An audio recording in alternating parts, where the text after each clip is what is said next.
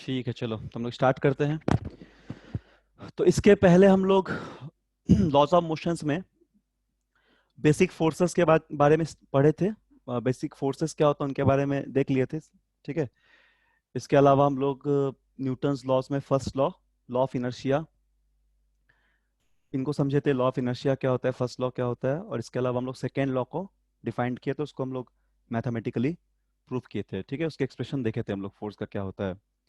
तो आज हम लोग थोड़ा सा कैलकुलस के फॉर्म में देखेंगे, क्योंकि कैलकुलस तुम लोग को आता है थोड़ा बहुत। तो पिछले क्लास में तुम लोग से पूछे थे तो बताया कि हाँ थोड़ा बहुत आता है। तो इसलिए आज हम लोग थोड़ा सा उसको कैलकुलस के फॉर्म में देखेंगे, डिफरेंशियल फॉर्म में। ठीक है, तो ध्यान से देखना, जहाँ पे डाउट होगा समझना।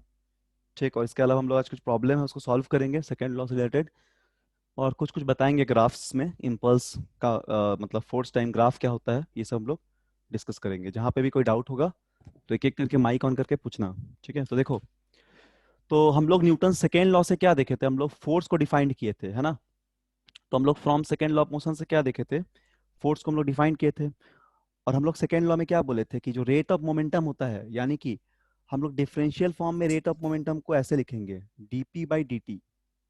ठीक है, ये है rate of momentum, rate of linear momentum. ये प्रोपोर्शनल होगा एक्सटर्नल फोर्स अप्लाइड, कितना हम लोग एक्सटर्नल अनबैलेंस फोर्स को अप्लाई किए थे उसका प्रोपोर्शनल होगा। तो यहाँ से हम लोग डीपी को लिखते हैं, डीपी बाई डी टी को।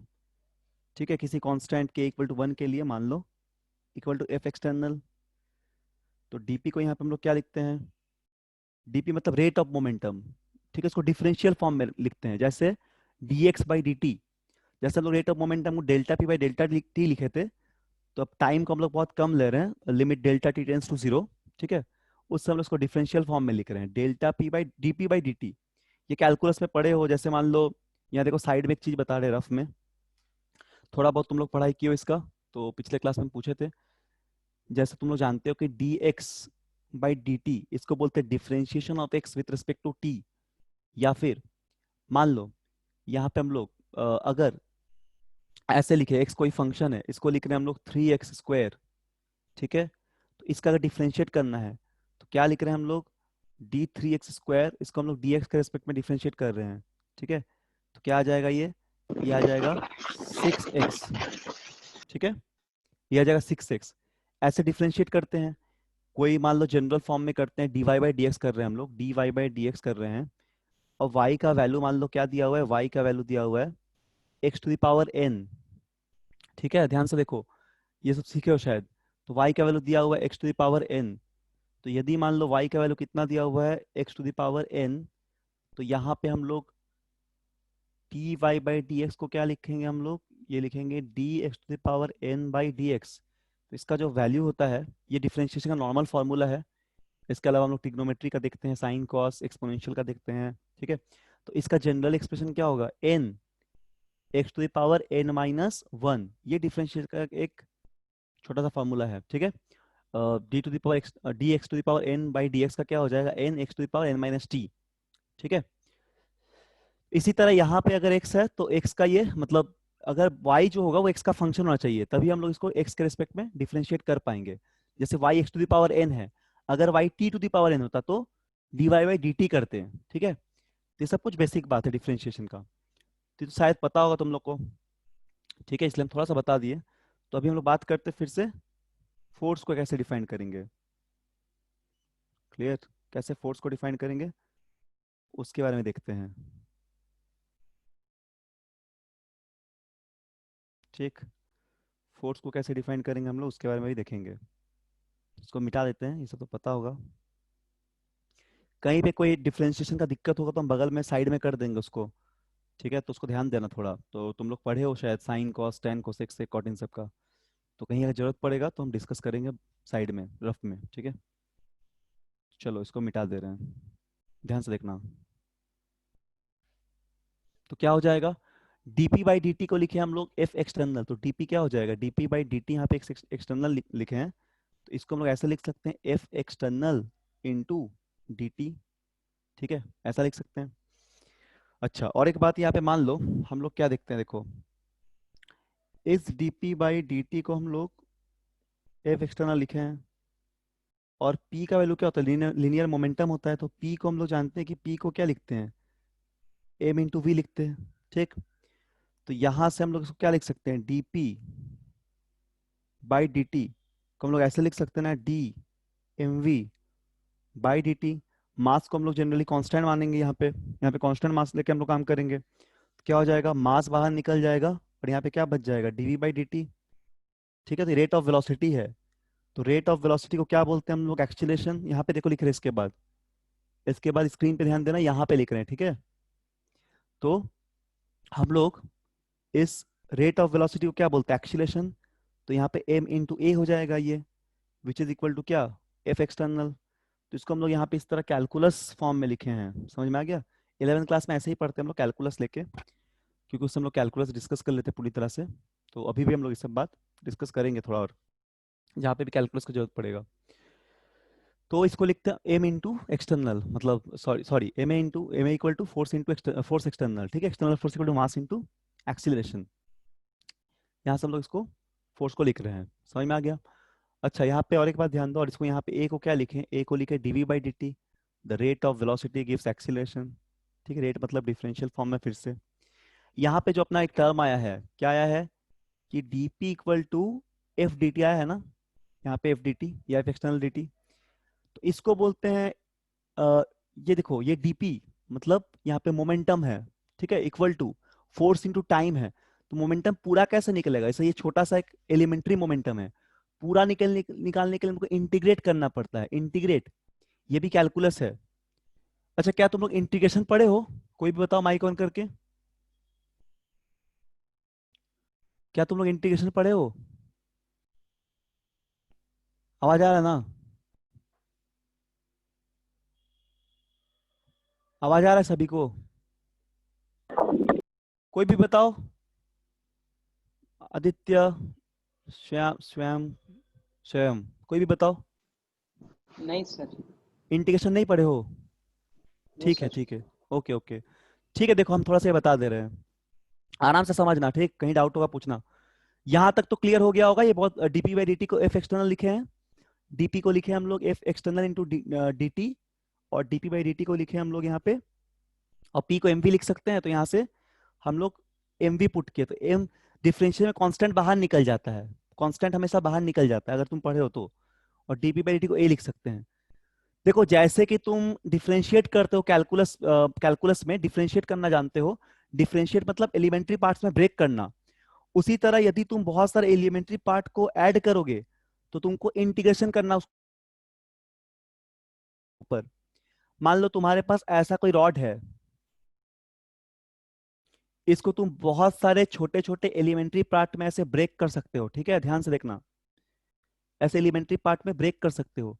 तो कैलकुलस में इस छोटे पार्ट को हम लोग डीएल बोल रहे हैं, डीएल एक छोटा सा पार्ट। और पूरा पार्ट कितना है, पूरा पार्ट, पूरा लेंथ एल है। तो एल कब मिलेगा, जब तुम इस तरह के छोटे छोटे पार्ट को ऐड करते रहोगे तो तुमको पूरा एल मिल जाएगा। यानी बेसिकली तुम क्या कर रहे हो, समेशन कर रहे हो किसका, इन स्मॉल डीएल्स का। बेसिकली तुम इन स्मॉल डीएल्स को समेशन कर रहे हो, ऐड कर रहे हो, इसी ये अगर करोगे तुमको पूरा एल मिल जाएगा। तो कैलकुलस के फॉर्म में इसी समेशन का ऐसे लिखते हैं, देखो एस टाइप का है ये, बड़ा सा एस टाइप का, ठीक है, डीएल। तो क्या मिल जाएगा हम लोग को, एल मिल जाएगा। इसी को हम लोग बोलते हैं इंटीग्रेशन, इसी को हम लोग क्या बोलते हैं, इंटीग्रेशन, ठीक है। इसको हम पढ़ा देंगे कभी, इसको बोलते हैं हम लोग इंटीग्रेशन। बहुत ही इंपॉर्टेंट है कैलकुलस में, डिफरेंशिएशन एंड इंटीग्रेशन।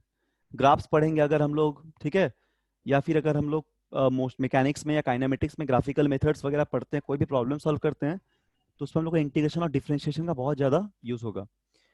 तो देखो इसको बोलते हैं इंटीग्रेशन। तो जैसे यहाँ पे देखो रेड से लिख रहे हैं रफ में, यहाँ बगल में लिखते हैं, ठीक है। जैसे मान लो जब y equal to x to the power n था, तो उसका dy बाई डी एक्स कितना लिखते हैं, उसका dy बाई डी एक्स लिखेंगे d x to the power n by d x. इसी को क्या लिखते हैं, n x to the power n minus one. ये तो सबको पता होगा, तुम लोग पिछले क्लास में बताए थे कि हम पूछे थे, तो हाँ सर पता है। तो अगर y को लिखते हैं तुम x to the power five, तो डिफरेंशियल करोगे तो क्या हो जाएगा, d y by d x हो जाएगा five x x to the power four हो जाएगा, है ना, क्लियर है, समझ में आ रहा है, बोलो। Yes sir. आंसर देते रहना पूछेंगे तो, अदरवाइज हमको डाउट होगा समझ में आ रहा है कि नहीं। ठीक है, आंसर देते रहना। तो इसी तरह इंटीग्रेट कैसे करेंगे, देखो इंटीग्रेशन का फॉर्मूला लिख देते हैं, छोटा सा फॉर्मूला याद रखना। यहाँ पे लिखते हैं इंटीग्रेशन का फॉर्मूला, ठीक है, यहाँ पे नीचे। एक सेकंड, स्क्रीन दिख रहा होगा सबको, हाँ। देखो यहाँ पे लिख रहे हैं इंटीग्रेशन का फॉर्मूला। जैसे मान लो हमको इंटीग्रेट करना है किसको, X to the power N के power N into D X को, इसको इंटीग्रेट करना है, जोड़ना है, मतलब सारे एलिमेंट्री पार्ट्स को ऐड करना है। X to the power n है कोई फंक्शन, तो इसका इंटीग्रेशन हो जाएगा x to the power x equal to x, x n into D x का इंटीग्रेशन हो जाएगा एक्स, ये हो जाएगा power n plus one divide by n plus one plus some constant, वो कांस्टेंट आता है इंटीग्रेशन में हमेशा। ठीक है, this is very important formula of integration, basic formula of integration. For example, मान लो यहाँ पे तुमको इंटीग्रेट करना है इस फंक्शन को, तुमको यहाँ पे इंटीग्रेट करना है ये वाला फंक्शन को, integration of x to the power 5 dx करना है। इसको तुम क्या लिखोगे, इसको तुम लिखोगे, देखो इसको लिखोगे x to the power 5 plus one, n plus one होता है, डिवाइड बाई 5 प्लस वन लिखोगे, और प्लस सी लिखोगे, एक कांस्टेंट, वो सी को सी ही लिखना है। ठीक है, उसका कारण पता चलेगा हायर क्लास में, अभी के लिए इतना जाना, इसको सी लिखते हैं। तो इसका वैल्यू क्या हो जाएगा, x to the power 6 by 6, इसका इंटीग्रेशन आ जाएगा एक्स टू द पावर 5 का। इस तरह एक्स टू द पावर 7 का करोगे तो x to the power 8 by 8 आ जाएगा। X to the power minus one का करोगे तो माइनस वन प्लस, मतलब x to the power minus one का कर पाओगे, देखो किसी भी फंक्शन का कर सकते हो। यहाँ पे देखो एक बात याद रखना, एन का वैल्यू माइनस वन नहीं होगा, क्यों, क्योंकि माइनस वन प्लस वन कर दोगे तो अनडिफाइंड हो जाएगा ना, तो माइनस वन के लिए डिफाइंड नहीं होगा। यहाँ पे एन का वैल्यू माइनस वन नहीं हो सकता है, x to power minus one का नहीं कर पाएंगे, क्योंकि यहाँ पे क्या हो जाएगा, अनडिफाइंड हो जाएगा, तो इंटीग्रेशन उसके लिए डिफाइंड नहीं हो सकता। क्लियर है ना बात।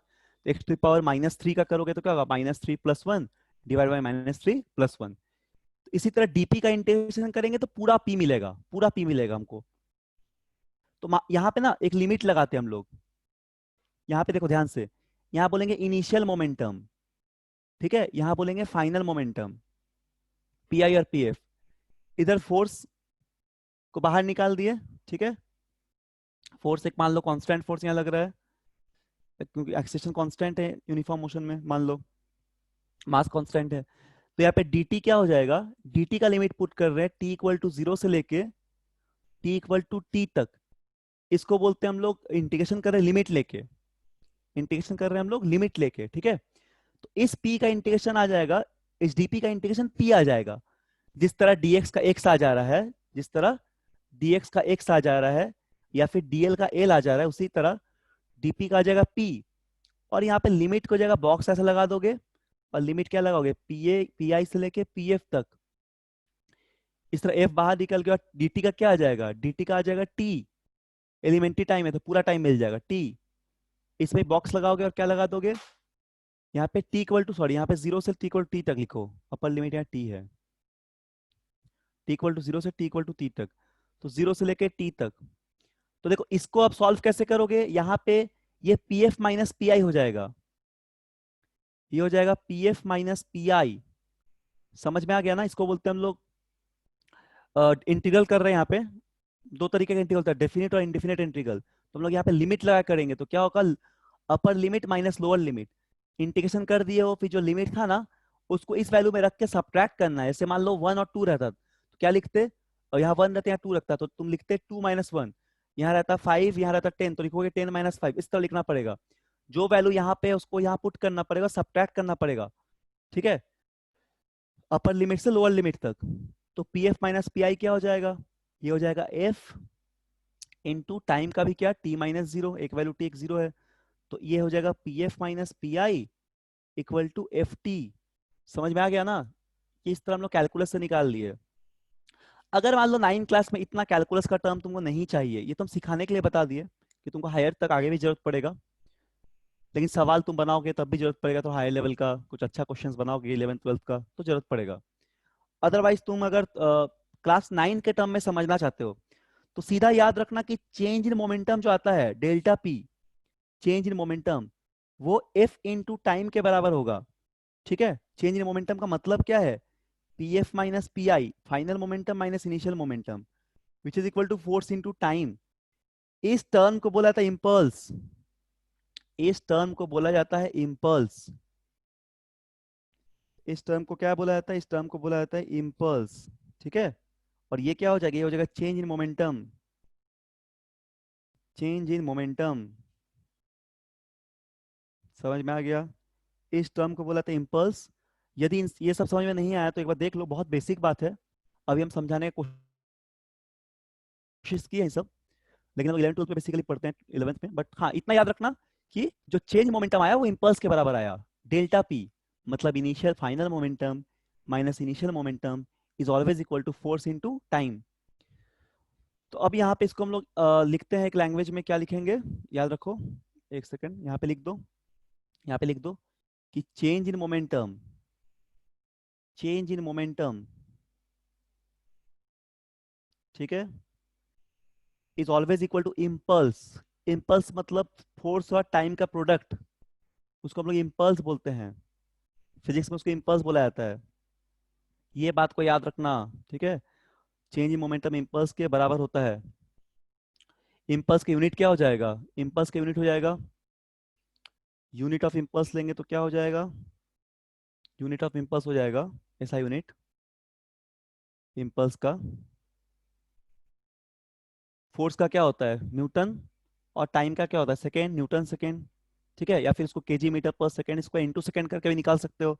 मोमेंटम का देखोगे तो वही आएगा, मोमेंटम का मास इनटू वेलोसिटी, तो मास का केजी, वेलोसिटी का मीटर पर सेकेंड। इसको भी सॉल्व करोगे, इसको भी ब्रेक करोगे तो केजी मीटर पर सेकेंड स्क्वायर इनटू सेकेंड, तो यहाँ से कट के -1 बचेगा, है ना? तो देखो इसका भी वही आएगा, केजी मीटर पर सेकेंड, जो कि मोमेंटम का आता है। तो डायमेंशन वाइज भी ये सही है, डायमेंशन वाइज भी इक्वेशन सही है। तो इसको हम लोग बोलते हैं इम्पल्स मोमेंटम थ्योरम। इसको हम लोग बोलते हैं impulse momentum theorem. Impulse momentum theorem. ठीक है, ये सब कुछ सवाल है जो आज हम लोग करेंगे। उसके पहले और एक बात बताए थे, रुको इसको क्वेश्चन को नीचे लेके आते हैं, एक सेकेंड। इस क्वेश्चन को हम थोड़ा नीचे लेके आ रहे हैं, ठीक है? इसको हम लोग करेंगे अभी बाद में। एक बात और बता देते हैं यहाँ पे, एक बात और यहाँ बता देते हैं, फिर लिख लो अच्छे से, इसको नोट डाउन कर लो। चलो इसको पहले लिख लो, ऊपर कर देंगे स्क्रीन, इसको पहले नीचे कर दे थोड़ा क्वेश्चंस को। और भी कुछ यहाँ थोड़ा बताना है, देखो इसको लिख लो अच्छे से। इसको बोलते हैं इम्पल्स मोमेंटम थ्योरम। समझ में आ गया? स्क्रीन देख लो ऊपर से एक बार, यहाँ तक लिखे थे सब लोग? यहाँ पे हम लोग लिखे इसको इम्पल्स मोमेंटम थ्योरम। ठीक है, चेंज इन मोमेंटम जो होगा इम्पल्स के बराबर होगा। तो यदि मान लो हम लोग यहाँ पे फोर्स वर्सेस टाइम का ग्राफ ले, फोर्स वर्सेस टाइम का ग्राफ ले, एफटी ग्राफ बोलते हैं इसको, एफटी ग्राफ। समझ में आ गया? अगर हम लोग फोर्स वर्सेस टाइम का ग्राफ ले तो दो केस यहाँ पे लेते हैं। केस वन एक ले रहे हैं, केस वन कब ले रहे हैं? जब फोर्स कांस्टेंट होगा, फॉर कांस्टेंट फोर्स। समझ में आ गया? तो ऐसे ग्राफ बनाओगे। सपोज यहाँ पे तुम फोर्स ले रहे हो न्यूटन में, वाई एक्सिस पे, और एक्स एक्सिस पे क्या ले रहे हो? टाइम ले रहे हो सेकेंड में। ठीक है, इसमें ले रहे हो टाइम सेकेंड में, एक्स एक्सिस पे। ठीक, तो देखो यदि तुम्हारा ये फोर्स कांस्टेंट होगा, गिवन फोर्स, ठीक है, तो ऐसा कुछ लाइन आएगा एक, क्लियर है ना? पैरेलल टू टाइम एक्सिस आएगा, फोर्स टाइम के साथ नहीं बदल रहा है। तो यदि तुम इस ग्राफ के अंडर का एरिया लोगे, एरिया अंडर दिस ग्राफ लोगे, मतलब इस ग्राफ का मान लो यहाँ तक गया फोर्स, यहाँ तक फोर्स रहा, टाइम कुछ तक, ठीक है, कांस्टेंट फोर्स है। तो इस ग्राफ का तुम एरिया लोगे, ठीक है, तो एरिया अंडर दिस कर्व क्या देगा? ये चेंज इन मोमेंटम देगा, क्योंकि फोर्स टू टाइम का प्रोडक्ट आ रहा है। देखो एफ इंटू टी इसका एरिया आएगा। तो area under this graph, under this graph या कर्व ग्राफ, ठीक है, ये क्या दे देगा? Gives change in momentum. क्या दे देगा? चेंज इन मोमेंटम देगा।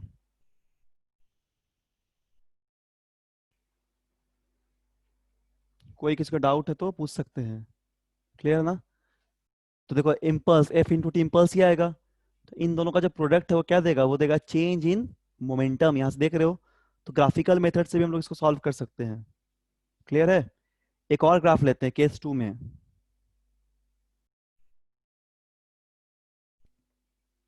तो चूंकि तुम लोग का एरेड बैच है ना, तो इसलिए हम थोड़ा सा इसमें अच्छा लेवल थोड़ा पढ़ाएंगे 11th 12th लेवल तक भी। तो इसलिए थोड़ा बढ़िया से प्रैक्टिस करना घर में, बहुत कुछ मैं बताएंगे, फ्री बॉडी डायग्राम सॉल्व करना सिखा देंगे अभी। ठीक है, 9th लेवल का तो हो जाएगा तुरंत। वो सब में कुछ नहीं है, फोर्स कोलिजन कंजर्वेशन करेंगे तो सब वो हो जाएगा जितना है एनसीईआरटी लेवल से ज़्यादा। बट थोड़ा बढ़िया से इसको बताएंगे ताकि तुम्हारा फाउंडेशन अच्छा बन जाए। तो इस सबको अच्छे से घर में प्रैक्टिस करना एक बार, सवाल सब जो कराएंगे, या कुछ भी अच्छा फाउंडेशन का बुक है तो उससे भी तुम इस चैप्टर को सॉल्व करोगे फटाफट। तो देखो केस 2 क्या है? केस 2 है तुम्हारा फॉर वेरिएबल फोर्स।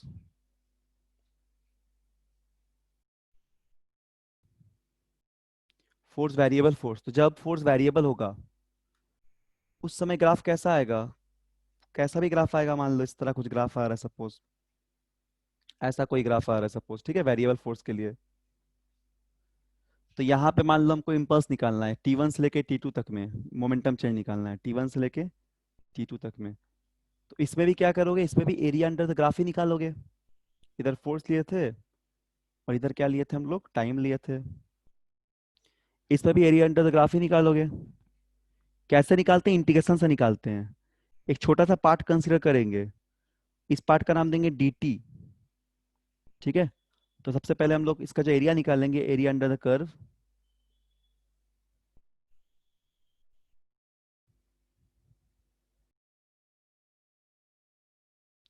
इसको हम लोग क्या लिख देंगे? देखो f इंटू डी टी क्या होगा? इम्पल्स होगा। तो यहाँ पे इंटीग्रेशन में लिखेंगे integration of F d T. ठीक, और इसको लिमिट कहाँ है टाइम का? T1 से T2 तक। तो इसको T1 से लेके T2 तक ऐसे इंटीग्रेट करेंगे। तो यहाँ पे हमको क्या दे देगा? चेंज इन मोमेंटम देगा। ठीक, क्लियर है? तो ये हो जाएगा दो केस, या तो एवरेज फोर्स कांस्टेंट, या तो वेरिएबल फोर्स। तो जनरली हम लोग इसका यूज करेंगे ज्यादातर इस क्लास तक में, और इसको हम लोग इंटीग्रेशन का भी जहाँ यूज होगा बताएंगे ग्राफ का कुछ क्वेश्चंस में। तो आराम से इसको धीरे धीरे सीखते रहो, ठीक है? डिटेल्स में इंटीग्रेशन भी बता ही देंगे लास्ट में, डिटेल्स में इंटीग्रेशन भी बता देंगे ताकि आगे तक जरूरत पड़े। डिफरेंशिएशन अगर जानते हो तो सीख जाओगे तुरंत। क्लियर है यहाँ तक? इसको बोलते हैं change in momentum equal to impulse, impulse momentum theorem. इसको हम लोग दो ग्राफ किए, ग्राफ को बोल रहे force versus time graph, F T graph. पहला कंडीशन में देखे फोर्स कांस्टेंट, तो टाइम और जब फोर्स को प्लॉट कर रहे तो एक area under the graph curve graph आ रहा है, वो एरिया देगा चेंज इन मोमेंटम। केस 2 में क्या देखे? वेरिएबल फोर्स के लिए एरिया अंडर द कर्व हम लोग फाइंड आउट कर रहे हैं। एफ डी टी क्या देगा? फिर से चेंज इन मोमेंटम देगा। एलिमेंट्री एक यहाँ पे पार्ट लिया, उसको पूरा इंटीग्रेट कर दिए। ठीक है, तो इसको बोलते हैं हम लोग इम्पल्स मोमेंटम थ्योरम, और इसको हम लोग बोलते हैं कैलकुलस फॉर्म में, डिफरेंशियल फॉर्म में हम लोग फोर्स को यहाँ पे प्रूफ किए हैं। ठीक, यहाँ तक लिख लो। और एक बात यहाँ बता दे रहे हैं, क्या तुम लोग वेक्टर पढ़े हो? अच्छा, बताए थे पिछले क्लास में, है ना, वेक्टर पढ़े हो थोड़ा बहुत। अच्छा, क्या यूनिट वेक्टर के बारे में जानते हो? कोई आंसर करो। Yes sir. क्या होता है बताओ यस तो। इसका सर, यूनिट मैग्नीट्यूड 1 होता है। सेक्शन हाँ, बता ठीक है, ठीक है, मैग्नीट्यूड 1 होता है। यस अ, सर। मान लो कि हम लोग को यूनिट वेक्टर चाहिए एक्स वाई और जेड कंपोनेंट में, कैसे लिखेंगे? आई कैप एक्स डायरेक्शन के लिए, वेरी गुड। आई कैप वाई के लिए, वाई के लिए लिखेंगे आई जे कैप, और जेड के लिए के कैप। के कैप। हाँ, ठीक है ना? हाँ, वेरी गुड। तो देखो ये यूनिट वेक्टर के टर्म में हम लोग डायरेक्शन लेते हैं वेक्टर का, और मैग्नीट्यूड 1 होता है। तो यहाँ पे थोड़ा लिखते हैं, ठीक है? जैसे मान लो कि तुमको ये सपोज एक्स और वाई लिए हैं, वाई लिए वाई डैश लिए, और एक्स लिए और एक्स डैश लिए हैं, ठीक है? इधर का हम लोग यूनिट वेक्टर क्या लिखेंगे? आई कैप लिखेंगे। यहाँ पे जे कैप लिख देंगे, यहाँ माइनस जे कैप हो जाएगा, और यहाँ पे माइनस आई कैप हो जाएगा। तो किसी के सवाल में हम लोग यूनिट वेक्टर का यहाँ पे यूज करेंगे, तो कंफ्यूज मत होना, जानते हो तो तुमको समझ में आ जाएगा। एक्स एक्सिस की तरफ वेक्टर को हम लोग एक्स जैसे मैग्नीट्यूड जो रहेगा और आई कैप दिखा देंगे, ठीक, प्रॉब्लम में। तो इस यूनिट वेक्टर को हम लोग यूज करेंगे क्योंकि मोमेंटम वेक्टर क्वांटिटी और फोर्स भी वेक्टर क्वांटिटी, ज्यादातर हम लोग वेक्टर का यूज करेंगे। चलो अब एक सवाल हम लोग यहाँ पे सॉल्व करते हैं, देखो ध्यान से। ये पहला हम लोग क्वेश्चन है यहाँ पे बनाते हैं एक, ठीक है, स्क्रीन पे दिख रहा होगा। ये वाला सवाल बनाते हैं 6.1। चलो यहाँ पे हम लोग 6.1 को सॉल्व करते हैं।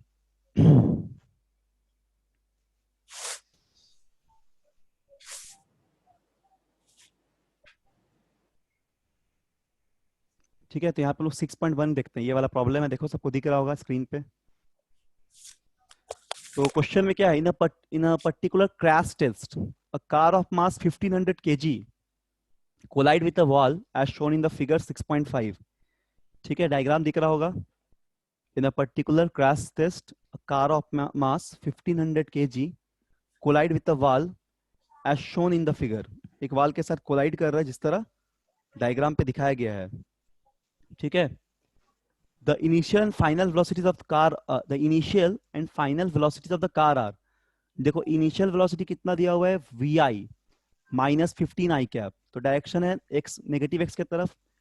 और फाइनल वेलोसिटी क्या है vf जो है वो तुम्हारा 5 आई कैप पॉजिटिव है respectively. The collision last 0.1 second, मतलब कोलाइड कर रहा है बहुत स्मॉल टाइम के लिए 0.150 सेकेंड के लिए। Find the impulse caused by the collision, हम लोग को यहाँ पे क्या फाइंड आउट करना है, इम्पल्स कॉस्ट कितना वो फाइंड आउट करना है, और साथ में हम लोग को एवरेज फोर्स भी निकालना है। ठीक है, साथ में हम लोग क्या निकालना है, एवरेज फोर्स भी निकालना है। सवाल समझ में आ गया होगा सबको? ठीक, सब लोग देख क्वेश्चन को नोट डाउन कर लो फटाफट, नोट डाउन कर लो, कॉपी पेन लेके बैठो, नोट डाउन कर लो। ठीक है ना, तो यहाँ पे क्या दिया हुआ है देखो डायग्राम में, एक कार एक वॉल से ऐसे टकरा रहा है, किधर जा रहा था, अगर इसको ऐसे XY में दिखाएंगे। सर हाँ सर आई कैप जो है उसको बाद में लिख सकते हैं, मतलब मीटर पर सेकंड के बाद में, मतलब 5 मीटर पर सेकंड आई कैप। ये तो यूनिट है, इसका क्या मतलब है, नहीं भी लिख सकते हो, बाद में लिखना आराम से क्वेश्चन के बाद, ये तो वेलोसिटी का यूनिट है। ठीक है, अच्छा, इसको एक साथ दिखाना, ये वेक्टर का मैग्नीट्यूड डायरेक्शन है ना, इसको हाँ एक साथ दिखा, बाद में क्यों लिखोगे, ये तो यूनिट है। सम वी के वी एफ के जगह 5 आई कैप यूनिट भी लिख सकते हैं, यूनिट मतलब मीटर पर सेकंड होता है, सबको पता है, सेंटीमीटर पर सेकंड हो सकता है। ठीक है, इसको एक साथ दिखाओ, ये मैग्नीट्यूड है ये डायरेक्शन है, तो पूरा वेक्टर हो गया, समझ में आ गया, ये पूरा वेक्टर है। ठीक है, तो डायग्राम पे देखो, ये कार जा रहा था किधर, माइनस आई कैप के तरफ ऐसे जा रहा था, टकरा गया दीवार से और प्लस आई कैप के तरफ चला गया। तो पूछा गया कि मोमेंटम निकालिए कितना होगा। ठीक, तो कैसे निकालोगे, बहुत सिंपल सा क्वेश्चन एक्चुअली। देखो अभी हम लोग सिखाएं उसी को। तो सबसे पहले क्या लिखोगे यहाँ पे, पी आई कैप तुम्हारा दिया हुआ है जो कितना होता है m into v i cap हो जाएगा। ठीक है, वी आई हो जाएगा इनिशियल वेलोसिटी, ये हम लोग इनिशियल मोमेंटम निकाल रहे हैं, P I equal to M V I. अब देखो मास कितना है 1500 है, 1500 इंटू वी आई कितना हो जाएगा -15। ठीक, इनिशियल किधर जा रहा था आई कैप की तरफ, -15 माइनस आई कैप की तरफ था, तो 15 आई कैप लिखेंगे। मीटर पर सेकेंड यूनिट है, यूनिट बाद भी लिख सकते हैं, इसका केजी था, यूनिट को बाद में भी लिख सकते हैं। ठीक है, कोई दिक्कत नहीं कि एक साथ लिखोगे, तुम आराम से बाद में भी लिख सकते हो कैलकुलेशन के बाद। तो लिखोगे 1500 kg, तो ये पी आई हो जा रहा है। तो यहाँ से सॉल्व करोगे तो पी आई मिल जाएगा हम लोग को, कितना मिल जाएगा, ये 1500 इंटू 15 है ना, 15 है। ठीक है, 15 मीटर पर सेकेंड, तो ये हो जाएगा तुम्हारा टू पॉइंट, इसको ऐसे लिख सकते हैं 2.25 इंटू 10⁴। ठीक, समझ में आ गया ना, 2.2 मतलब 22,500 आ रहा है समथिंग, हाँ इतना आ रहा है। तो इसको हम लोग ऐसे लिख दिए 2.25 इंटू सर ये 10⁴। माइनस होगा ना? हाँ माइनस में होगा, माइनस हो जाएगा। ठीक है, 2.25 इंटू 10⁴ हो जाएगा, आई कैप की तरफ ही होगा, यूनिट का होगा केजी मीटर पर सेकेंड, तो इनिशियल मोमेंटम हो जाएगा। ठीक है, इसी तरह फाइनल मोमेंटम कितना हो जाएगा, फाइनल मोमेंटम निकाल लेंगे पीएफ, जो हो जाएगा 1500 सर kg। 0.39 इंटू 10⁴ आई कैप kg मीटर पर second. Final momentum yes sir. 0 point कितना 3, 39 0.3 कैसे आएगा, 1500 इंटू 5 करेंगे तो 0.3 कैसे आएगा, गलत हो सर जाएगा ना। 1500 kg इंटू 2.60 आई कैप मीटर पर सेकेंड। 2.60 नहीं है यहाँ पे, ये 5 से जा रहा है 5, सॉरी सर। ये 5 दिया हुआ है ना, देखो डायग्राम में, ये वेलोसिटी 5 है ना, तो वी एफ 5 हो जाएगा। क्लियर है, पी एफ जो ले रहे हैं उसमें क्या ले रहे हैं, एम इंटू वी एफ ले रहे हैं, ध्यान से देखना। तो वी एफ 5 दिया हुआ है, तो कितना हो जाएगा 0.75 75 15 इंटू 5 0.75 इंटू 10⁻⁴ इंटू 10⁴ के टर्म में लिख दो, ठीक है। और कोशिश करो फिजिक्स में हमेशा इस तरह के फॉर्म में लिखने का, 10⁻⁴ के फॉर्म में, जितना ही बड़ा आंसर आए, क्योंकि ये सब इस आदत डालना है अभी से। हो जाएगा आई कैप मीटर, आई कैप केजी मीटर पर सेकंड हो जाएगा ये, ठीक है। केजी मीटर, आई कैप केजी मीटर पर सेकंड, ठीक, समझ में आ गया। 0.75 इंटू 0.75 10⁻⁴ आई कैप केजी मीटर पर सेकंड। तो हम लोगों ने फाइनल मोमेंटम निकाल लिया। तो इम्पल्स ऑफ द कार क्या हो जाएगा, अभी क्या सिखाए थे, इम्पल्स होता है change in momentum. Impulse of the car अगर चाहिए, ठीक है, इम्पल्स ऑफ द कार अगर चाहिए तो हो जाएगा change in momentum. Change in momentum हो जाएगा तो हो जाएगा, इसको हम लोग मोमेंटम को जे से डिनोट करते हैं, इम्पल्स को, सॉरी इम्पल्स को, मोमेंटम बोल रहे इम्पल्स को, या फिर आई से भी लिख सकते हो। कभी कभी जैसे एंगुलर मोमेंटम ही करते हैं तो आई, इम्पल्स को आई से भी लिख सकते हो, ठीक है। तो ठीक है, जे या जो लिखना है, change in momentum delta P है, P F minus P I कर दो, तो यहाँ पे हम लोग इम्पल्स मिल जाएगा। तो कितना हो जाएगा हम लोग का 0.75 फाइनल था इंटू 10⁻⁴ माइनस, और ये माइनस 2.25 इंटू 10⁻⁴ था, दोनों का डायरेक्शन आई कैप के तरफ, तो इसको सॉल्व करो। 75 0.75 इंटू 2.25 कितना हो गया, 75 ये हो गया 5 5 25 75 2.25 300 के आसपास आ गया, तो 300 हो गया, 300 इंटू 10⁻⁴, ठीक। इतना हो जाएगा तुम्हारा आई कैप केजी मीटर पर सेकेंड। तो ये हो जाएगा डेल्टा पी का वैल्यू, जो क्या देगा, जो इम्पल्स देगा, इसी को क्या बोल रहे हैं, इम्पल्स बोल रहे हैं, इसी को हम लोग इम्पल्स बोल रहे हैं। क्लियर है ना, तो इम्पल्स हो जाएगा। अब क्या पूछा गया, पूछा गया एवरेज फोर्स निकालिए। तो तुमको पता है न्यूटन सेकेंड लॉ से कि जो एवरेज फोर्स होगा वो क्या होगा, डेल्टा पी बाई टी। तो डेल्टा पी अपने हम लोग को मिल गया, कितना मिला है 300, ये 300 आ रहा है कि 3 आ रहा है, ये 3 आएगा शायद, 2 पॉइंट, हाँ 3 आ जाएगा ना ये, हाँ 3 इंटू 10⁻⁴ हो जाएगा, ठीक है।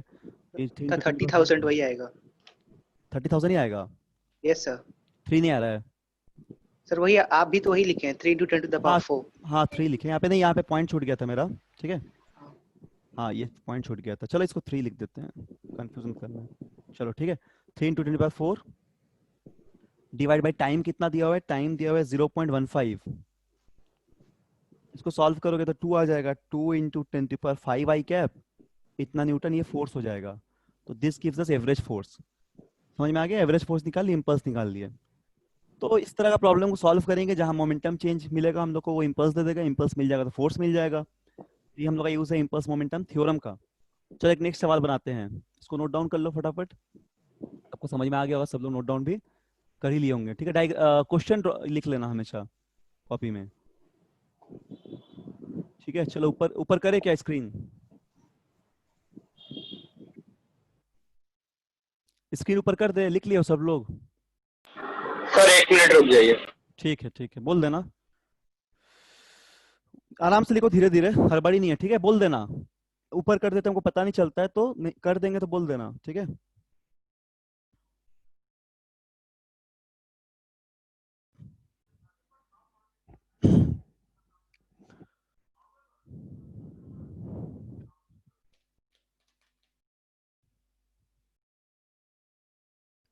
In a particular crash test, a car of mass 1500 kg collide with a wall as shown in the figure.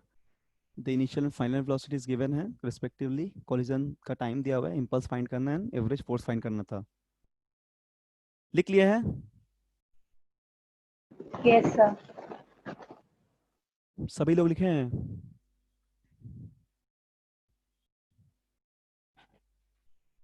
लिख लीजिए जल्दी।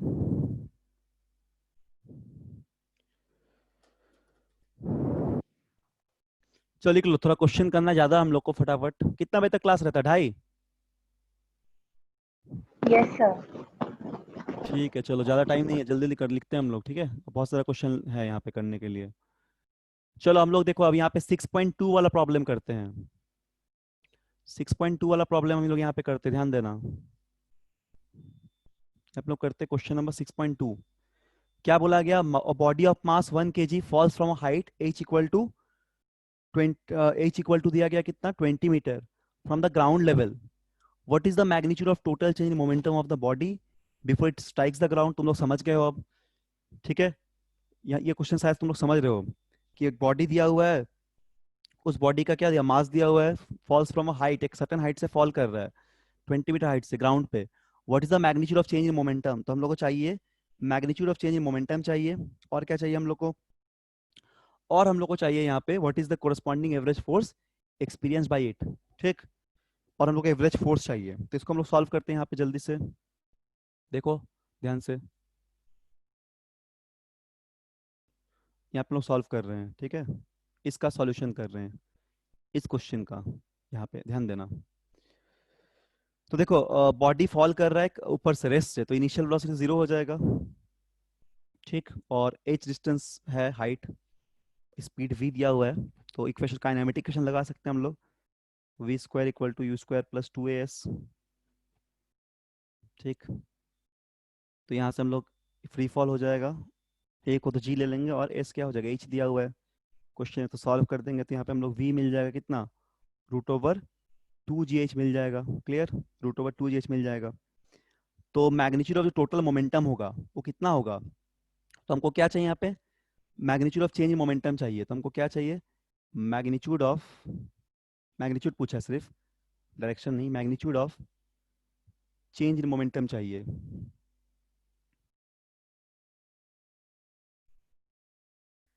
ठीक है, magnitude of change in momentum चाहिए जो कि डेल्टा पी हो जाएगा, क्लियर है। तो यहाँ पे ये कितना हो जाएगा, magnitude of change in momentum चाहिए body just before strikes the ground, ground पे स्ट्राइक होने के पहले तक का, जस्ट बिफोर। तो मान लो कि v वेलोसिटी से आ रहा था, ये जस्ट बिफोर v वेलोसिटी था, और जब ग्राउंड पे टच करेगा तो रुक जाएगा, मान लेते हैं, ठीक है, ये नहीं मतलब मान लेते हैं पूरा पूरी रुक जा रहा है, ठीक, क्लियर है। अभी कोलिजन उलिजन नहीं पढ़ रहे, इलास्टिक कोलिजन कि उछल जाएगा, वो सब बाद में पढ़ेंगे, थोड़ा बताएंगे कॉन्सेप्ट, ठीक है। अभी इलास्टिक कोलिजन वगैरह नहीं ले रहे हैं, सिर्फ नॉर्मल से केस ले रहे हैं कि जमीन पे गिर गया तो जस्ट गिरने से पहले तक का वेलोसिटी ये था, और जब गिर जाएगा जमीन पे तो वेलोसिटी 0 हो जाएगा, तो चेंज इन मोमेंटम mv हो गया, ठीक है। जहाँ पे v कितना दिया होता हम लोग को, v दिया गया है √2gh। जैसे AI जेई में मेंस या एडवांस में हम लोग पढ़ते हैं, जब बॉल गिराते हैं ऊपर से तो जमीन पे टकराने के बाद बॉल जंप कर, ऑब्वियसली तुम लोग देखोगे अपने घर में करके, देखते ही हो कि कोई भी रबड़ का बॉल, अगर रबड़ का हो गया या फिर इस तरह कोई इलास्टिक मटेरियल का बॉल है, तो गिरने के बाद जंप करेगा फिर से, तो कोलिजन का केस लेते हैं। अभी बस इतना कंसीडर कर रहे हैं कि बॉल ऐसे आया और जमीन पे आके ऐसे गिरा और रुक गया, यहाँ पे आके ऐसे कंसीडर कर रहे हैं, ठीक है। तो ये हाइट दिया हुआ है, तो इस केस में बोला गया मोमेंटम निकालिए, इस तरह सवाल बना रहे हैं। तो यहाँ पे चेंज इन मोमेंटम कितना होगा, बस डेल्टा पी तुम कर दो, मास से मल्टीप्लाई कर दोगे वेलोसिटी को, तो m इंटू क्या हो जाएगा, √2gh हो जाएगा, मास 1 दिया हुआ है और 2 g का वैल्यू 10 ले लो, और h भी कितना दिया हुआ है, h दिया हुआ है 20 ना, हाँ h दिया हुआ है 20, ठीक है, 20 दिया गया है, तो सॉल्व कर दोगे ये तो कितना आ जाएगा 400, यानी कि 20 kg मीटर पर सेकेंड, तो ये हो जाएगा तुम्हारा चेंज इन मोमेंटम का वैल्यू। अब हम लोग को निकालना है एवरेज फोर्स, तो एवरेज फोर्स के लिए हम लोग को टाइम चाहिए, ये वाला सवाल बात करते हैं, इसके बाद करेंगे, ठीक, इसको नीचे कर दे थोड़ा।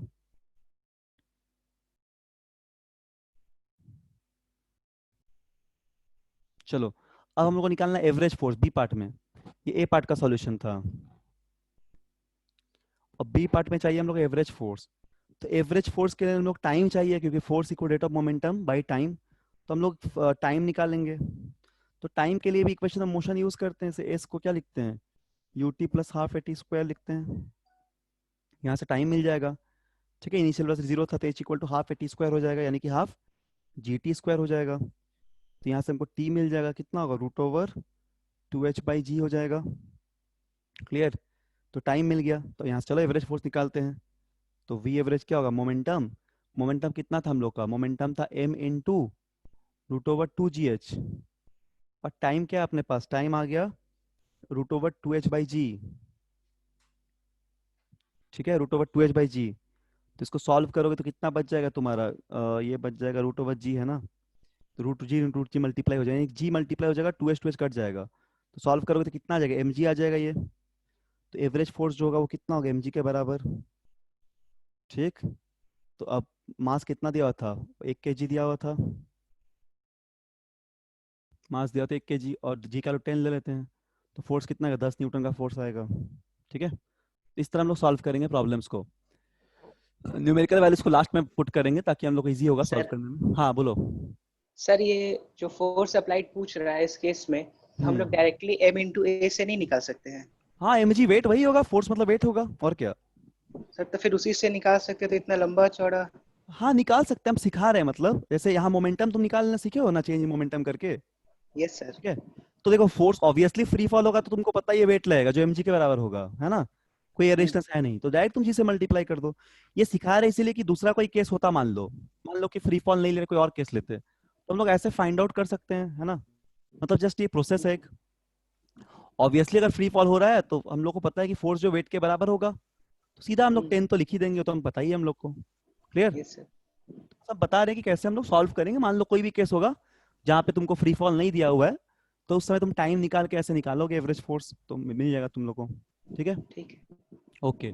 चलो अब नेक्स्ट सवाल देखते हैं, जल्दी से कोलाइड कर गया थोड़ा, फटाफट देखते हैं, टाइम बहुत कम है हम लोग के पास, और 10 मिनट्स है सिर्फ, तुम लोग अभी क्वेश्चन और बाकी है बहुत सारा, तो ट्राई करते जल्दी जल्दी सॉल्व करने का। चलो ये वाला क्वेश्चन नंबर, ये देखो, ये अच्छा सवाल एक तो, ये बना लोगे तुम लोग, ये भी अब सीख गए हो तो कोई भी किताब से ऐसा ऐसा प्रॉब्लम जो भी मिलेगा लॉज ऑफ मोशन का, जहां तक पढ़ा है सॉल्व करते रहो फटाफट, सारा बना दोगे। ठीक है, ध्यान से सॉल्व करना, सारा बना लोगे। देखो यहाँ पे क्या दिया, आयरन बॉल है, इसका मास दिया है 500 ग्राम, 50 ग्राम, फॉल्स कर रहा है हाइट h1 से, और राइज कर रहा है अप टू हाइट h2 पे 3.2 metre after colliding with horizontal surface. ठीक है, मतलब जस्ट ये इस तरह आया, मतलब बॉल जो ऐसा आया, ठीक है, जमीन पे, ऐसा बॉल जमीन की तरफ आ रहा था, और क्या हो रहा है फिर, वो ऊपर इस तरह जा रहा है वापस, ऐसे ऊपर जा रहा है वापस, तो V1 से आ रहा था इस तरह, और V2 से फिर वापस जा रहा है टकरा के। तो इस केस में निकालना है कि क्या पूछा गया, इस केस में निकालना है कि टाइम ऑफ कॉन्टैक्ट, एक second, after colliding horizontal surface, if time of contact दिया गया है, ठीक है, फाइंड एवरेज फोर्स, फिर से एवरेज फोर्स निकालना है, और find average force exert on the ball by horizontal surface. ठीक है, तो एवरेज फोर्स निकालना है, तो फिर से कॉन्सेप्ट लाएंगे चेंज इन मोमेंटम का, तो डेल्टा पी क्या हो जाएगा हम लोग के पास, डेल्टा पी हो जाएगा mv2, फाइनल वेलोसिटी v2 है, इनिशियल वेलोसिटी कितना है, v1 है। ठीक है, समझ में आ गया, ठीक भी है, डायरेक्शन अपोजिट है, एक बार आ रहा है माइनस जे कैप की तरफ, एक बार जा रहा है प्लस जे कैप की तरफ, दिख रहा है ना, यहाँ माइनस जे कैप की तरफ आएगा, यहाँ पे प्लस जे कैप होगा वेलोसिटी का डायरेक्शन। तो यहाँ पे m तुम अगर कॉमन ले लोगे तो ये वेलोसिटी हो जाएगा v2 जे कैप, और माइनस, देखो ये जो वेलोसिटी का डायरेक्शन ठीक ऑपोजिट है, तो माइनस क्या लिखेंगे, माइनस v1 हो जाएगा। ठीक, v2 जे कैप हो जाएगा ना, v2 ऊपर की तरफ जा रहा है, और ये हो जाएगा माइनस v1 जे कैप, तो minus of minus v1 J cap. ठीक, इसका ऑपोजिट वेलोसिटी तो माइनस जे कैप की तरफ है, ये डायरेक्शन ऐसा हो जाएगा। क्लियर है ना, तो इसको क्या लिख देंगे हम लोग, m, ये हो जाएगा v2 प्लस v1, ठीक है, जे कैप हो जाएगा, तो ये हो जाएगा चेंज इन मोमेंटम। अब हम लोग क्या चाहिए, अब हम लोग को फोर्स चाहिए, तो एवरेज फोर्स क्या हो जाएगा हम लोग को, यहाँ पे delta p by delta t हो जाएगा, which is equal to m v2 plus v1, या v1 प्लस v2 कैसे भी लिख देते हैं, ठीक है, प्लस में अंतर नहीं पड़ता है, J cap by delta T, by delta T, ये हो जाएगा। अब हम लोग v1 v2 का वैल्यू और t का वैल्यू जो काइनेमेटिक्स इक्वेशन से कैलकुलेट कर लेंगे, तो पहले हम लोग निकालते हैं यहाँ पे v1 v2 का वैल्यू, तो इक्वेशन क्या लगा देंगे, v स्क्वायर वही वाला 2s निकाल देंगे, a इक्वल टू जी हो जाएगा अपने पास, और s का वैल्यू हाइट h मान लेते हैं। ठीक,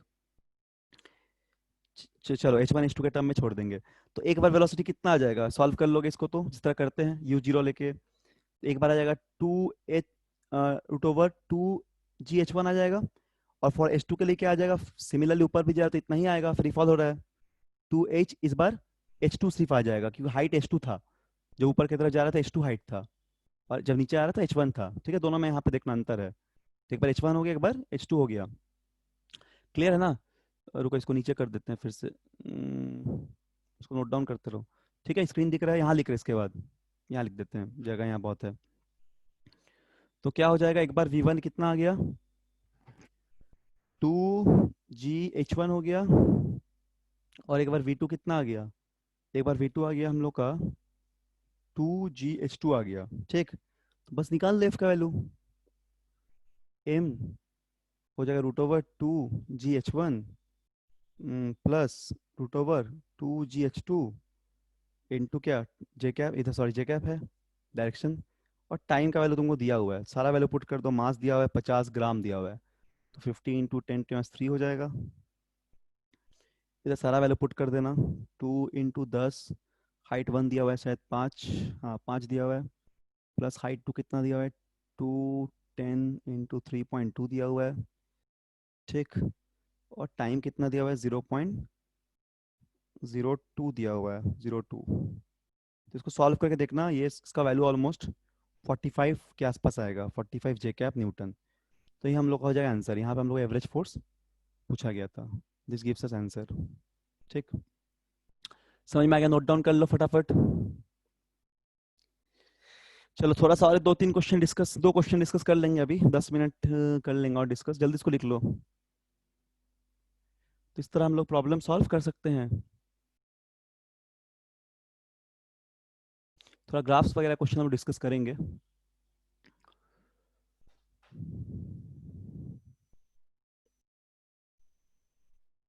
ठीक है, तो आगे बढ़े। स्क्रीन को नीचे करे क्या, बोलो। Yes sir.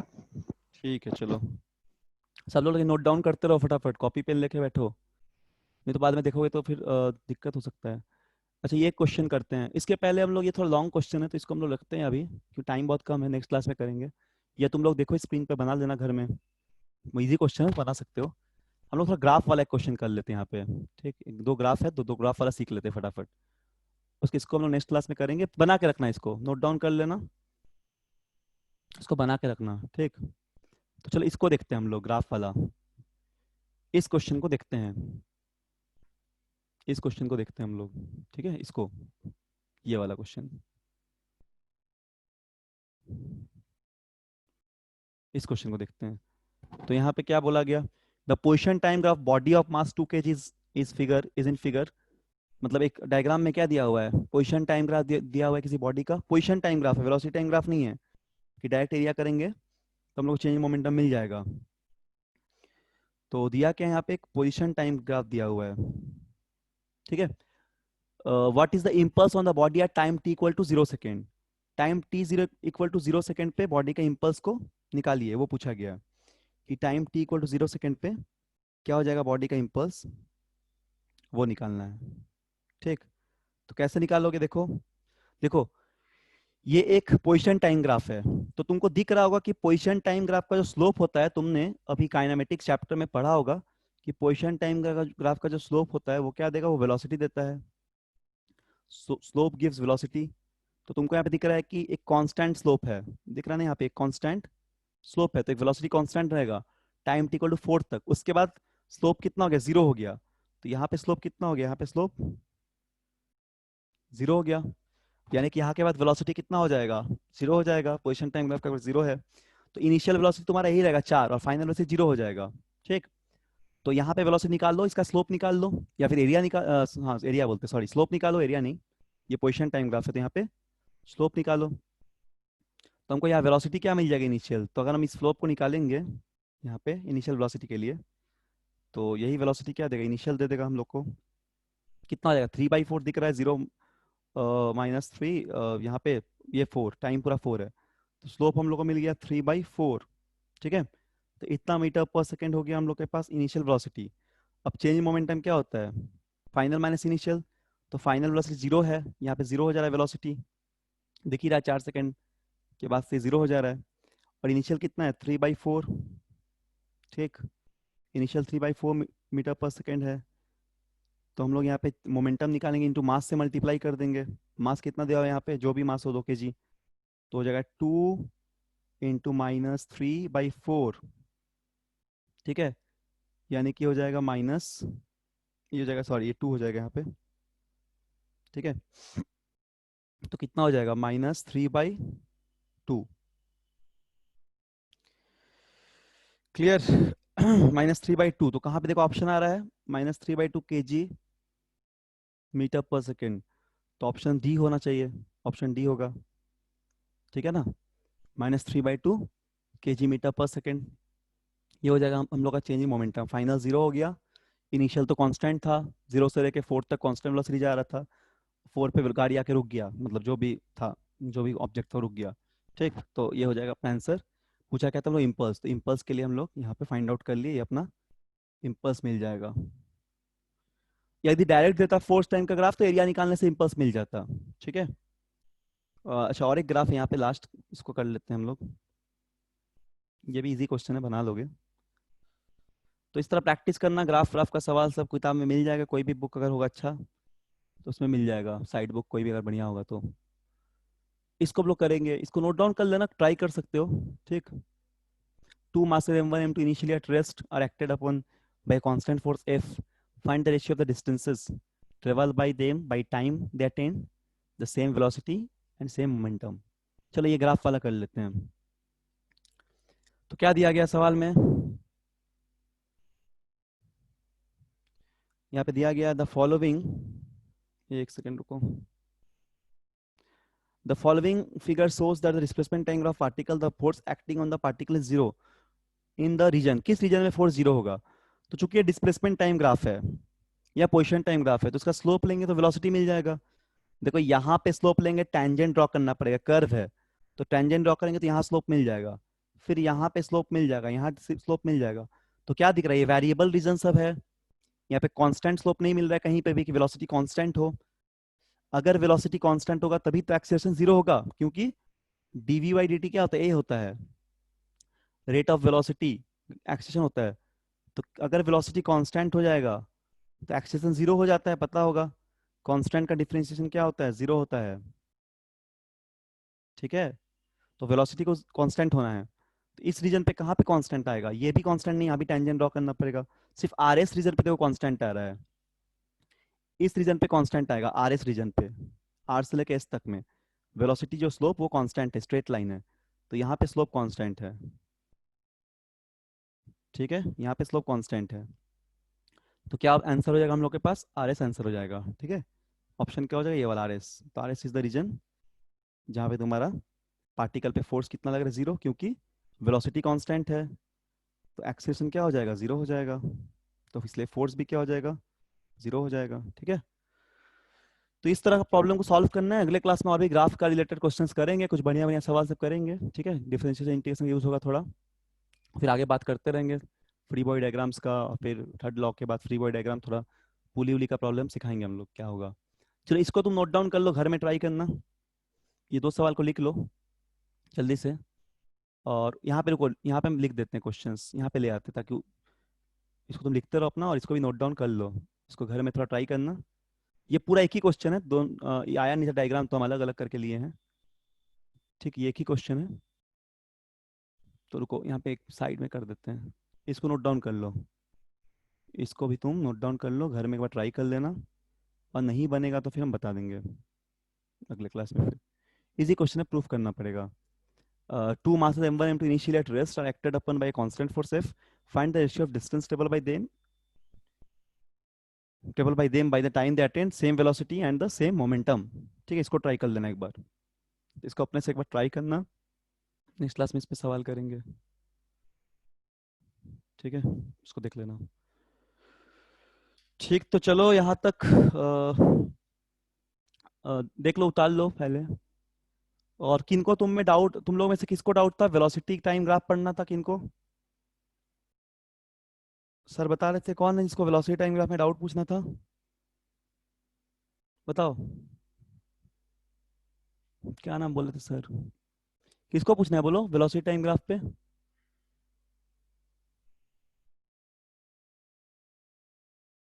कुमार कुमार प्रवीण, अच्छा ठीक है। सर वेलोसिटी टाइम ग्राफ में तो हमको भी है थोड़ा डाउट।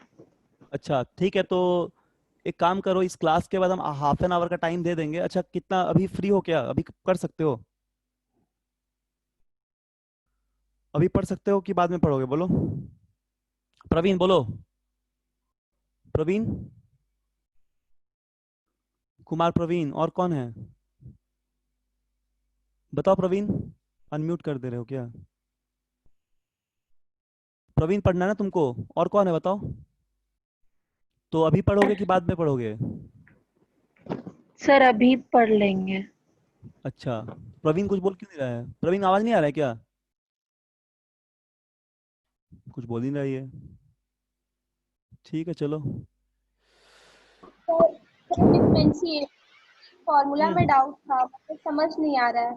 कौन सा बोलो? सर ऊपर if y equal to a to the power x, क्या? If y equal to a to the power x।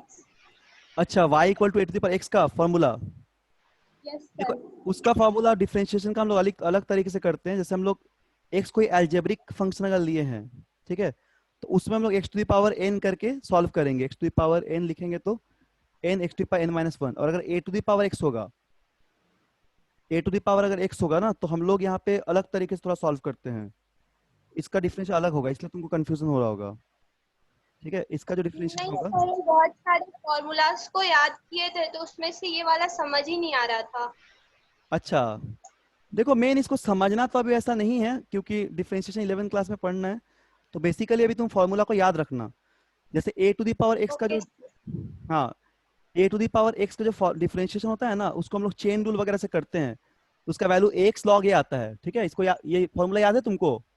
Yes sir. Y to the y a to the power x का differentiation होता है ना, d y by d x करेंगे तो। Sir a to the power x log हाँ, a। Yes, a to the power x log a आता है ना? Yes sir. ये आता है a to the power x log a, l n a. ठीक है, लॉग मतलब बेस ई वाला, इसको एल एन लिखते हैं, या फिर ऐसे तुम लिखियो लॉग ई करके, है ना? इसको लॉग बेस ई बोलते हैं, या फिर लॉग लिख सकते हो। ठीक है, तो ये होता है इसका फॉर्मूला एल एन एक्स। इसको फिलहाल अभी याद रखो, इसको सिखा देंगे नहीं तो बाद में। इसको हम लोग चेन रूल लगा के सॉल्व करते हैं। चेन रूल सीखे हैं क्या? No sir. नहीं सीखे ना? ठीक है, अभी तो सर डिटेल्स। बेसिक बता रहे थे उसका, जैसे कि कॉम्प्लेक्स प्रॉब्लम्स थे उसमें से dy बाई dx निकाल के ऐड या सब्ट्रैक्ट इस अच्छा, टाइप। वहीं तक, ठीक ठीक। ठीक है, तुम लोग को हम ये लॉज ऑफ मोशन पढ़ाते पढ़ाते जब ये लगभग ऑलमोस्ट सवाल ववाल बना लेंगे, तो डिफरेंशियल इंटीग्रेशन सिखा देंगे पूरा अच्छे से 11-12 लेवल तक। उस समय थोड़ा प्रैक्टिस कर लेना। ठीक, ठीक है चलो, तो नोट डाउन कर लो। ठीक है, तो जिनको नहीं पढ़ना होगा वो वाला वेलोसिटी टाइम ग्राफ, वो लोग हट सकते हैं, एंड कर लो या फिर लीव कर लो। जिनको पढ़ना होगा रहो। ठीक है, हम बस थोड़ा बहुत बता दे रहे हैं क्योंकि फिर क्लास भी लेना है। तो हम जो आइडिया होता है हाफ एन आवर में उसे बता देंगे, वेलोसिटी टाइम ग्राफ वगैरह क्या हो रहा है। फिर कभी और उसको फिर से प्रैक्टिस किया जाएगा।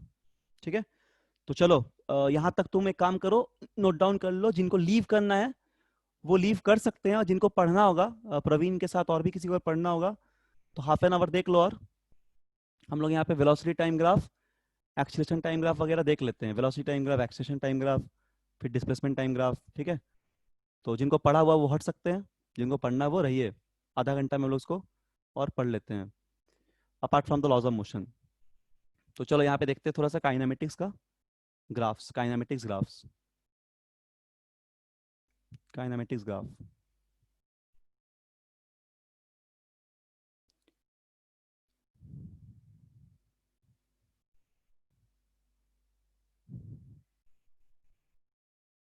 ठीक,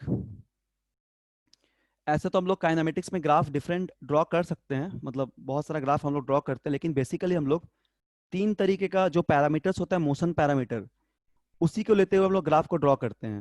मतलब मोशन पैरामीटर क्या क्या होता है? डिस्प्लेसमेंट हो सकता है मोशन पैरामीटर, ठीक है, एक्सीलरेशन हो सकता है मोशन पैरामीटर, वेलोसिटी होता है मोशन पैरामीटर, पोजीशन होता है मोशन पैरामीटर। तो इन सब को लेके हम लोग ग्राफ प्लॉट करते हैं। तो बहुत सारा ग्राफ यहाँ पे हम लोग देखते हैं। जैसे पहला जो ग्राफ होता है उसको हम लोग बोलते हैं पोजीशन टाइम ग्राफ। पहला जो ग्राफ होता है उसको हम लोग बोलते हैं पोजीशन टाइम ग्राफ। ठीक, पोजीशन टाइम ग्राफ, या फिर हम लोग डिस्प्लेसमेंट टाइम ग्राफ भी बोल सकते हैं। फिर हम लोग वेलोसिटी टाइम ग्राफ देखते हैं। तो पहला हो जाएगा position time graph. Clear? First number का जो हम लोग देखेंगे वो क्या होता है? Position time graph.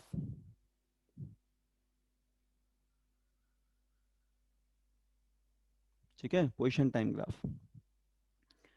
तो देखो पोजीशन टाइम ग्राफ क्या होता है। मान लो कि यहाँ पे हम लोग कुछ केस लेते हैं, डिफरेंट केस। तो केस वन हम लोग पहले लेते हैं। केस वन क्या है कि जब ऑब्जेक्ट रेस्ट पे हो, ऑब्जेक्ट जब रेस्ट पे हो, यानी कि the particle is at rest और the particle is out, particle is not moving, not moving, ठीक। तो उस समय क्या हो जाएगा, उस समय तुम्हारा ग्राफ जैसे बनाएंगे तो इधर हम लोग क्या ले रहे हैं, पोजीशन ले रहे हैं, और इधर क्या ले रहे हैं हम लोग, टाइम ले रहे हैं। तो इस तरह का ग्राफ आएगा parallel to time axis. Object अपना पोजीशन समय के साथ नहीं बदल रहा है, तो इसीलिए इस ग्राफ का स्लोप तुमको दिख रहा है ना। स्लोप का मतलब इंक्लाइंड होता है, ठीक। स्लोप मतलब tan थीटा। तो स्लोप ऑफ जो पोजीशन टाइम ग्राफ है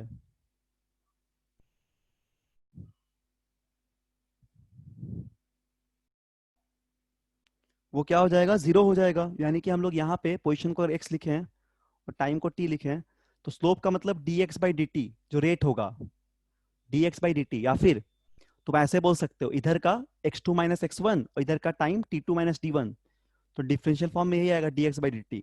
तो ये स्लोप 0 हो जाएगा, स्लोप 0 हो जाएगा। स्लोप को tan थीटा भी बोलते हैं, ट्रिग्नोमेट्री पढ़े हो तो पता होगा, tan थीटा भी बोलते हैं। तो tan थीटा मतलब इंक्लाइंड कितना, ये वाला एंगल को स्लोप बोल रहे हैं। जैसे ये वाला अगर थीटा होता तो ये थीटा है, ऐसा स्लोप होता है। तो यहाँ पे स्लोप तो कुछ है नहीं, तो इसलिए tan थीटा 0 है।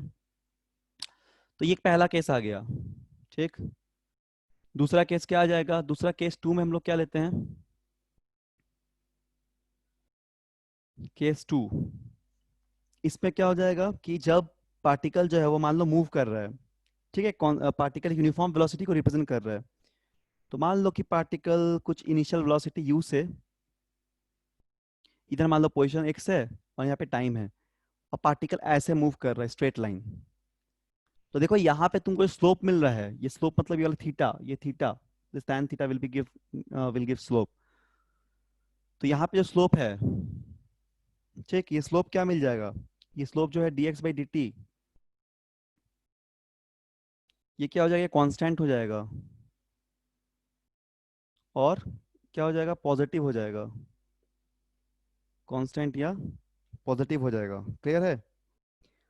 यहाँ पे क्या रिप्रेजेंट कर रहा है, इस इक्वेशन क्या रिप्रेजेंट कर रहा है, ये रिप्रेजेंट कर रहा है कि कांस्टेंट स्लोप रिप्रेजेंट कर रहा है और पार्टिकल का यूनिफॉर्म वेलोसिटी रिप्रेजेंट कर रहा है। क्योंकि देखो dx/dt का स्लोप कांस्टेंट आ रहा है, तो यूनिफॉर्म वेलोसिटी रिप्रेजेंट कर रहा है, ठीक है, जो कि पॉजिटिव साइड में मूव कर रहा होगा। तो पॉजिटिव x डायरेक्शन की तरफ मूव कर रहा है, तो क्या ये रिप्रेजेंट करेगा, यूनिफॉर्म वेलोसिटी को रिप्रेजेंट कर रहा है। कहाँ पे, पॉजिटिव x डायरेक्शन पे, ठीक। तीसरा केस,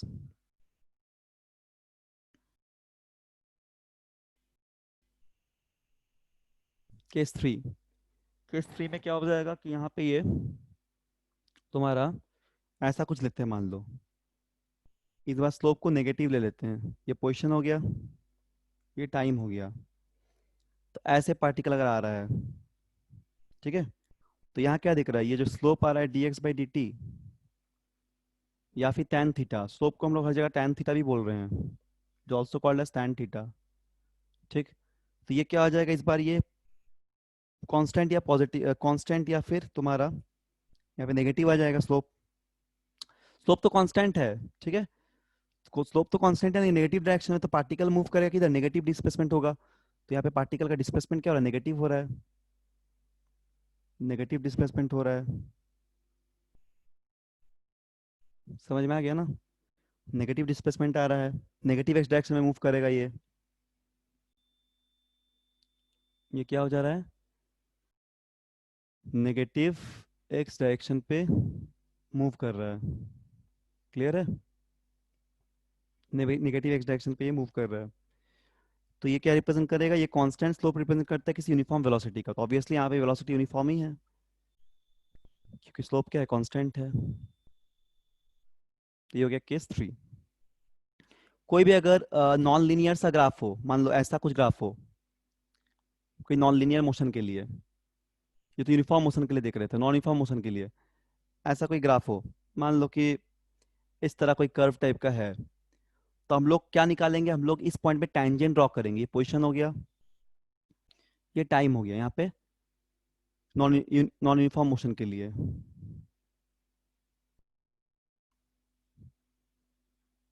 ठीक, तो यहाँ पे क्या करेंगे, इस पॉइंट पे हम लोग एक टेंजेंट ड्रॉ करेंगे और टेंजेंट ड्रॉ करके यहाँ से हम लोग स्लोप निकालेंगे, dx बाई dt निकालेंगे। अगर किसी को कैलकुलस में दिक्कत हो रहा है तो 9 क्लास के टर्म में उतना समझ लो कि स्लोप मतलब तुम्हारा यहाँ पे जो हम लोग x बाई टी कर रहे हैं, मतलब x2 माइनस x1 इस पॉइंट के लिए और t2 माइनस t1, वही तुम्हारा dx बाई dt देगा। ठीक, और अगर नॉन यूनिफॉर्म होगा तो टेंजेंट ड्रॉ कर देंगे तो स्लोप मिल जाएगा हम लोग को। इसके बाद बात करते हैं वेलोसिटी टाइम ग्राफ का। ये सब कुछ बात नोट डाउन करते रहो। फिर बात करते हैं वेलोसिटी टाइम ग्राफ का।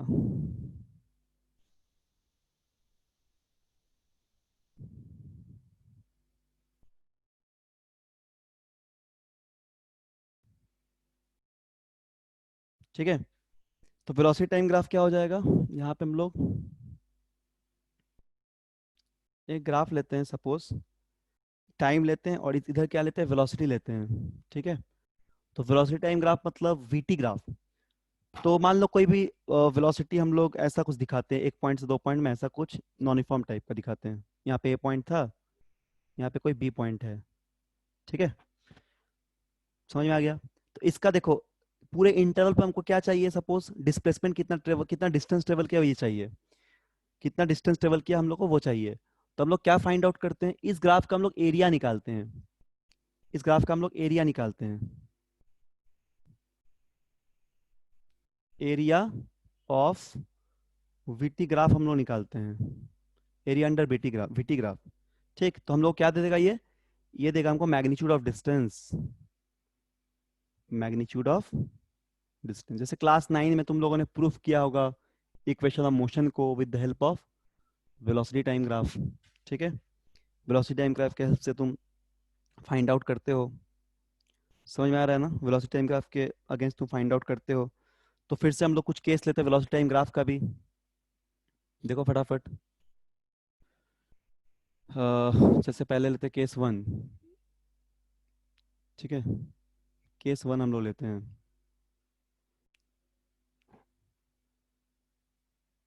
केस 1, तो इसमें मान लो कि ऐसा कुछ ग्राफ आता है,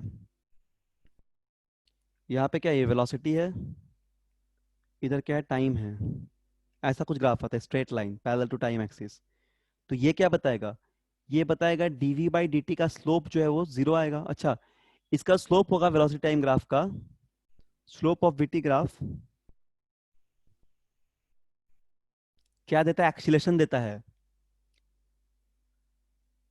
ठीक, गिव्स एक्सीलरेशन, क्योंकि v क्या होता है, dv बाई dt तुमको मिल जाएगा a, या फिर v2 minus v1 by t, 2 minus t1 gives a, acceleration. तो इस केस में जब ये क्या हो रहा है कि पैरेलल टू टाइम एक्सिस हो जा रहा है, वेलोसिटी कांस्टेंट है यूनिफॉर्म वेलोसिटी के लिए, व्हेन v कांस्टेंट, उस कंडीशन में स्लोप क्या आएगा, 0 आ जाएगा, स्लोप 0 आ जाएगा ना। ठीक है, तो इसीलिए यहाँ पे तुम्हारा एक्सेशन भी क्या हो जाएगा, एक्सेशन 0 हो जाएगा। ठीक है, v कांस्टेंट इसीलिए। दूसरा केस में क्या है, यहाँ पे केस 2, केस 2 क्या हो जाएगा, केस 2 है कि वेलोसिटी जो है इस तरह चेंज होते रहता है।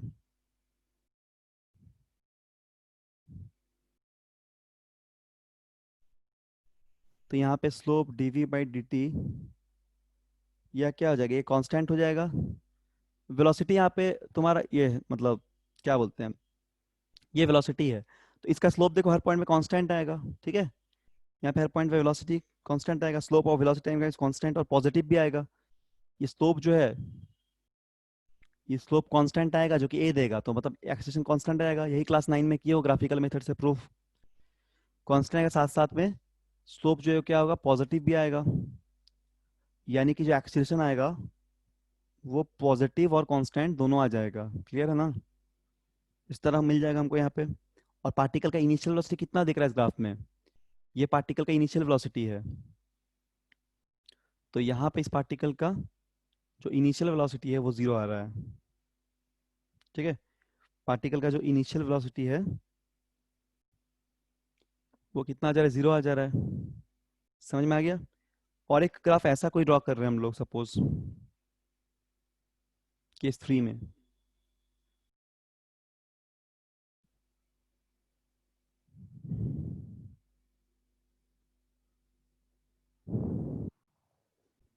तो यहाँ पे ऐसा कोई ग्राफ ड्रॉ कर रहे हैं सपोज, इधर वेलोसिटी है, इधर टाइम है, यहाँ से शुरू हो जाएगा, ऐसा जा रहा है। तो यहाँ पे भी तुम्हारा वेलोसिटी जो है, slope of velocity time graph, ये कांस्टेंट और पॉजिटिव ही आ रहा है। थीटा देखो, थीटा हर जगह, ये थीटा मिलेगा, यहाँ पे भी थीटा मिलेगा, सेम मिलेगा। तो स्लोप यहाँ पे भी क्या हो जाएगा, dv बाई dt, यानी स्लोप जो क्या हो जाएगा, कांस्टेंट हो जाएगा। क्लियर है। अगर dv का फॉर्म में नहीं लिखना है तो v2 minus v1 by t2 minus t1 भी लिख सकते हो, बार बार बोल रहे हैं, ठीक है। तो स्लोप हो जाएगा जो कांस्टेंट आएगा, और पॉजिटिव भी आएगा, साथ में ये पॉजिटिव भी आएगा। इंक्लाइन देखो यहाँ पे एंगल का, लेकिन इस बार इनिशियल वेलोसिटी नेगेटिव है। यहाँ पे डायग्राम में दिख रहा है ना, ये इनिशियल वेलोसिटी हो जाएगा vi। तो इस बार इनिशियल वेलोसिटी क्या हो जाएगा, इनिशियल वेलोसिटी इस बार नेगेटिव है, ठीक। केस 4 क्या सभी को समझ में आ रहा है, एक बार बता दो। Yes sir.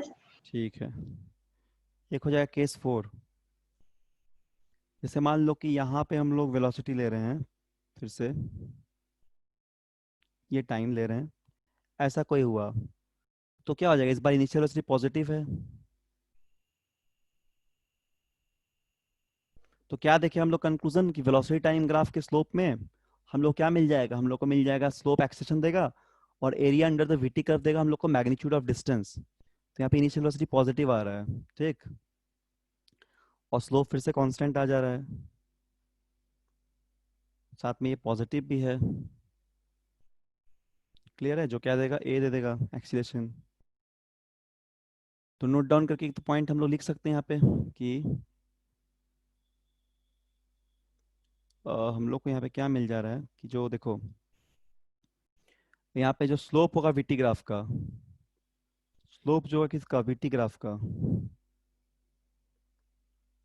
ये हम लोग को दे रहा है एक्सीलरेशन या फिर रिटार्डेशन, नेगेटिव हुआ स्लोप तो रिटार्डेशन, ठीक है। और जो जो एरिया हो जाएगा इसका, area under the curve, area under the graph किसका, फर्दर फिर से वीटी ग्राफ का,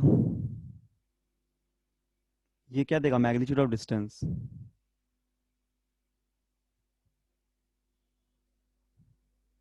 तो नोटेबल पॉइंट है यहाँ पे। जैसे इसका एरिया निकालेंगे, यहाँ पे ये एरिया निकाल देंगे ऐसा, ठीक है।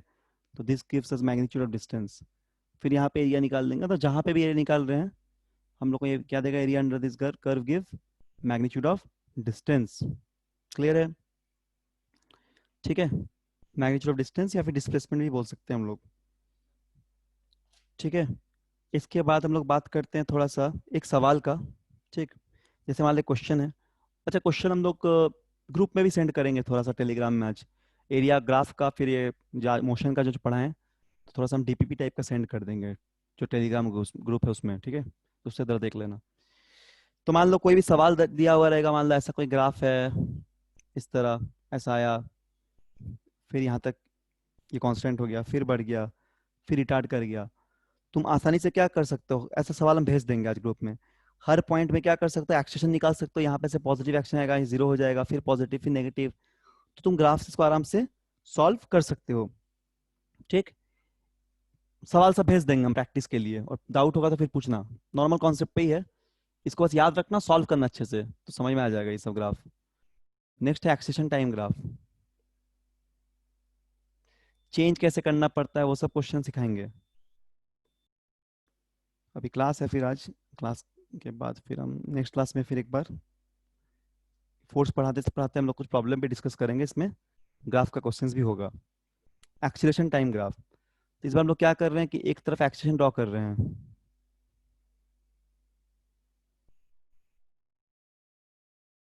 और एक तरफ हम लोग टाइम ले रहे हैं, ठीक है। तो देखो मान लो ऐसा भी नॉन लीनियर ऐसा ग्राफ ले लिए, तो इस पॉइंट का टाइम इंटरवल मान लेते हैं t1, और यहाँ का पॉइंट मान लेते हैं t2, टाइम यहाँ का t2, ठीक है, T2। तो हम लोग अगर यहाँ पे छोटा सा पॉइंट पार्ट लेंगे तो अभी बताएं तो क्या पार्ट मिलेगा, dt मिल जाएगा, स्मॉल सा पार्ट, ये पार्ट dt मिल जाएगा। तो अगर हम लोग इस पूरे को निकालना है एरिया, तो हम लोग को इस छोटे से एरिया को इंटीग्रेट करना पड़ेगा, जोड़ना पड़ेगा पूरे एरिया को। तो हम लोग एक बड़ा सा एरिया मिलेगा जो क्या देगा, a इंटू डी टी। ठीक है, तो a इंटू डी टी क्या मिल जाएगा, वेलोसिटी होता है a dt। तो इसीलिए इंटीग्रेशन ऑफ जब a dt ले रहे हैं हम लोग t1 से t2 तक, तो ये क्या मिल जाएगा हम लोग को, ये मिल जाएगा delta v। a into time क्या होता है, वेलोसिटी होता है, और v1 से v2। ठीक, तो डेल्टा v इक्वल टू क्या होगा, a integration of a dt, जो क्या देगा, एरिया अंडर 80 ग्राफ। अच्छा चलो, कैलकुलस से मान लो नहीं समझे, अगर ऐसा समझ गए हो शायद, बट अगर नहीं समझे तो ऐसे ओरली भी मतलब ऐसे नॉर्मल मैथ से भी समझो।